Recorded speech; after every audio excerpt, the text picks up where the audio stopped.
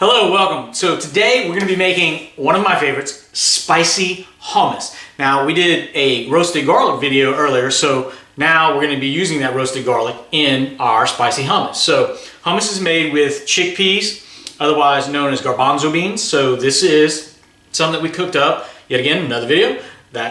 These are made from dry beans. If you want to use the can, you're welcome to use the can. I would rinse them really, really well and then use water instead, because that way you can get rid of some of the extra salts and other things in there. This one I did myself, so I know what's in it. Now we're going to add our spices. And what I do is I buy whole spices and then keep them, and then I use a mortar and pestle to grind them up. You can also use a coffee grinder. Just make sure you don't use the same one that you use for your coffee, because that's going to be not so good. This is cumin and this is coriander. Now after, of course, I ground them up, and that's how they look now. And those go in. This is red pepper chili flakes. I like to use that. You can use cayenne, you can use peppers of any kind of hot something that you really like. You can go ahead and use that. I am using red pepper flake, and we're going to get every last little bit of it. We're also going to have some very good extra virgin olive oil. This is the really, really good stuff. That's what you want to use when you're doing stuff in a raw preparation.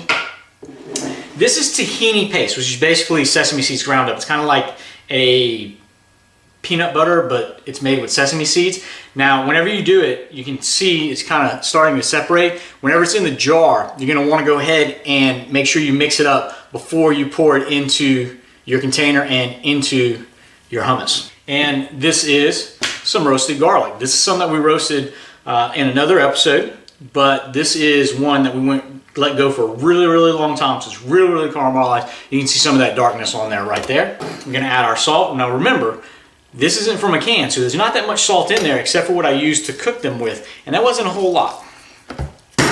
And then we're going to use, I like gourmet pepper, of course. You can use black pepper, white pepper, whichever you prefer. And right now what we're going to do is fast forward.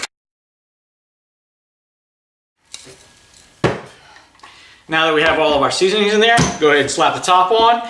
You don't need to have one of these big bad boys. If you don't have one, that's fine. You can use a food processor. You can use a smaller blender, whatever. I even have, when we make a small batch, I have this little gadget right here, and its batteries not included. So you can use whatever you need, okay?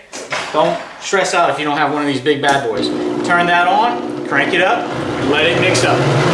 All right, so there you have it. Had it all mixed up. Get it to the consistency that you want. And you can use this as a dip. You can use it as a spread on a sandwich or inside of pitas, falafels, whatever. This is absolutely delicious. And go ahead and get in there, get dug in. Remember, please subscribe down below. Make sure that you look at all of our social media, Paul I.O. Foods. We make cooking fun. This is going to be delicious.